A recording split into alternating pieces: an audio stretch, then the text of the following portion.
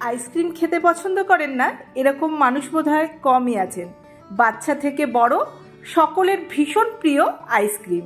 আর এই আইসক্রিমটা আপনারা ঘরেই তৈরি করে নিতে পারবেন ঘরে থাকা খুব সাধারণ 3টি উপকরণ দিয়ে।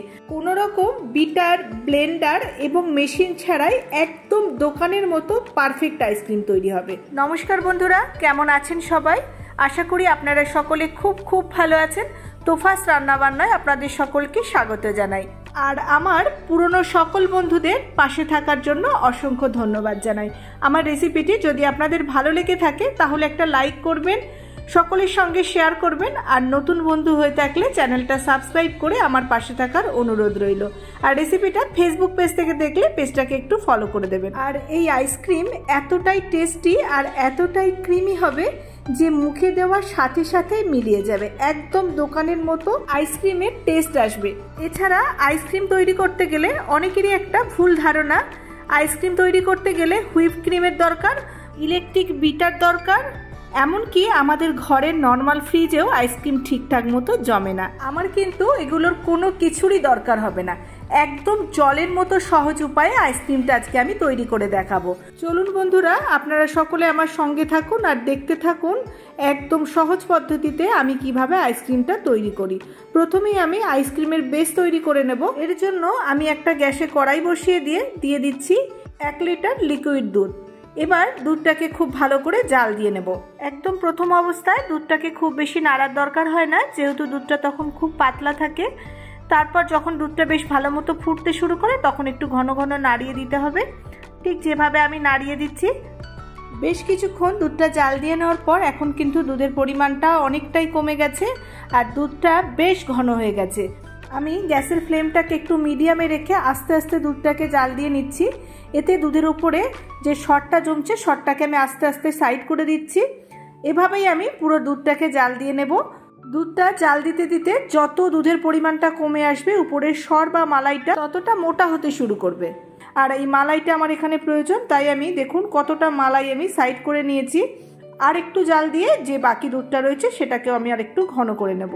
দুধ কিন্তু আমি খুব বেশি ঘাটবো না, লো টু মিডিয়াম ফ্লেমে দুধটাকে আস্তে আস্তে জাল দিয়ে দুধের সরটাকে সাইডে আমি সরিয়ে দিয়ে দুধটাকে জাল দিয়ে নিচ্ছি। দেখুন খুব সুন্দর একটা মালাই বা দুধের ক্ষীর আমার রেডি হয়ে গেছে। গ্যাস অফ করে দিয়ে এটাকে একটা অন্য বাটিতে ঢেলে নেব। যেহেতু এটা ম্যাঙ্গো আইসক্রিম তাই আম তো লাগবেই। আমি এখানে 2টো পাকা আম নিয়ে নিয়েছি।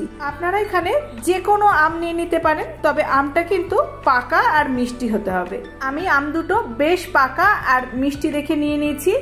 এবার আমের খোসাটাকে ছাড়িয়ে টুকরো করে কেটে নেব।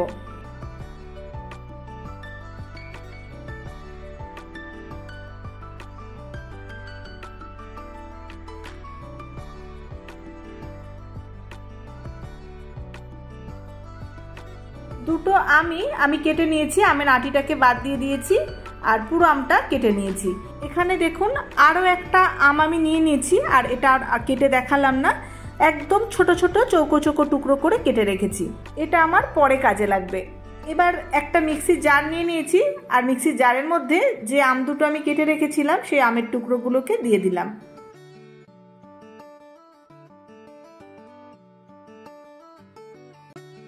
আর এই আমের মধ্যেই এবার দিয়ে দেব আগে থেকে যে আমি দুধের মালাই বা ক্ষীরটা তৈরি করে রেখেছিলাম। এখন এটা একটু ঠান্ডা হয়ে গেছে, এটাকে এবার আমি মিক্সি জারের মধ্যে দিয়ে দিচ্ছি।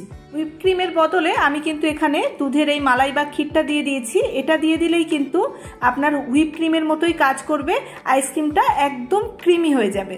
আরও এর মধ্যে আমি দিয়ে দিচ্ছি কনডেন্স মিল্ক। 1 কাপ মতো কনডেন্স মিল্ক আমি এখানে দিয়ে দিচ্ছি। তবে আপনারা যদি মিষ্টিটা আরেকটু বেশি চান তাহলে কনডেন্স মিল্কের পরিমাণটা আরেকটু বাড়িয়ে দিতে পারেন। এবার ঢাকা দিয়ে এটাকে হাই স্পিডে ব্লেন্ড করব না, পালস মোডে আস্তে আস্তে করে এটাকে ব্লেন্ড করে নেব। দেখুন আমি ব্লেন্ড করে নিয়ে চলে এসেছি। এবার আপনাদেরকে দেখিয়ে দিই, দেখুন কতটা ক্রিমি আর স্মুথ একটা পেস্ট তৈরি করে নিয়েছি। এটার পেস্ট তৈরি করার সময় একটুও কিন্তু জলের ব্যবহার এর মধ্যে করা যাবে না। আর কালারটা একবার দেখুন, অসাধারণ। আর এই ম্যাঙ্গো আইসক্রিম কিন্তু 100% ন্যাচারাল, কোনো রকম আর্টিফিশিয়াল কালার অথবা এসেন্সের মধ্যে কিন্তু আমি ব্যবহার করিনি। ম্যাঙ্গো আইসক্রিম তৈরি করার জন্য বেসটা আমার সম্পূর্ণ রেডি হয়ে গেছে। এবার আইসক্রিমটা জমানোর জন্য একটা কাচের বাটি নিয়ে নিয়েছি, আর আস্তে আস্তে কাচের বাটিটার মধ্যে আমের পাল্পটাকে ঢেলে দিচ্ছি। আর খেয়াল করুন, আমি কিন্তু একেবারে সম্পূর্ণটা ভর্তি করে দিইনি। বাটিটার হাফ পোর্শন ভর্তি করে নেওয়ার পর আগে থেকেই যে আমি ছোট ছোট চৌকো চৌকো করে আমের টুকরোগুলোকে কেটে রেখেছিলাম, সেই আমের টুকরোগুলোকে এবার ছড়িয়ে দিচ্ছি।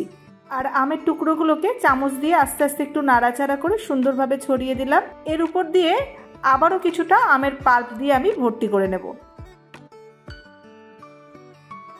হাত দিয়ে বাটিটাকে একটু ঝাঁকিয়ে উপরটাকে একটু সমান করে নিলাম।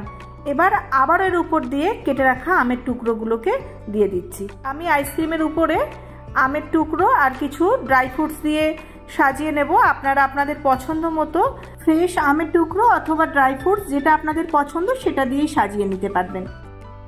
আর দিয়ে দিচ্ছি কিছুটা পেস্তা আর কিছুটা কুচনো অ্যালমন্ড। আপনারা চাইলে কাজু বাদাম কিশমিশ দিয়েও সাজিয়ে নিতে পারবেন।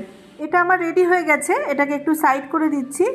আরও কিছুটা আমার আমের পাল্প রয়ে গেছে, ওটাকেও আমি একটা কন্টেনারের মধ্যে ঢেলে নিচ্ছি। বাড়িতেই একটা চকলেট আইসক্রিমের খালি কন্টেনার ছিল, ওটার মধ্যে কিছুটা আমি আমের পাল্প ঢেলে দিয়ে এর মধ্যেও জমিয়ে নিচ্ছি। আপনারা আপনাদের পছন্দ মতো যে কোনো কন্টেনার অথবা টিফিন বক্সের মধ্যেও জমিয়ে নিতে পারেন। এই বক্সটা শুধু আমি আমের টুকরো দিয়ে সাজিয়ে নিলাম। এবার দুটো বক্সেরই ঢাকনা আমি বন্ধ করে দেব। এবার এই বক্স দুটোকে ডিপ ফ্রিজে 7-8 ঘন্টা রেখে দেব। বন্ধুরা, আইসক্রিম জমিয়ে নিয়ে 7-8 ঘন্টা পর ফিরে এলাম, আর ঢাকনাটা খুলে আপনাদের দেখাচ্ছি। দেখুন কেমন সুন্দর আইসক্রিম জমেছে, এক ফোঁটাও কিন্তু বরফ জমেনি, দুর্দান্তভাবে আইসক্রিম জমে গেছে। দোকানের মতো পারফেক্ট ম্যাঙ্গো আইসক্রিম রেডি হয়ে গেছে। এবার আইসক্রিমটা আপনাদের একটু তুলে দেখিয়ে দিচ্ছি। আমার কিন্তু এখানে আইসক্রিম সার্ভ করার জন্যে স্কুপটা নেই, আমি একটা ছোট হাতা নিয়ে নিয়েছি, আর হাতাটার সাহায্যে এভাবে তুলে নিচ্ছি আইসক্রিমটা। দেখুন কেমন জমেছে, একদম ক্রিমি। আর এই আইসক্রিমটা যাকে খাওয়াবেন কেউ কিন্তু বিশ্বাসই করবে না যে এটা বাড়িতে তৈরি, একদম দোকানের মতো পারফেক্ট আইসক্রিম।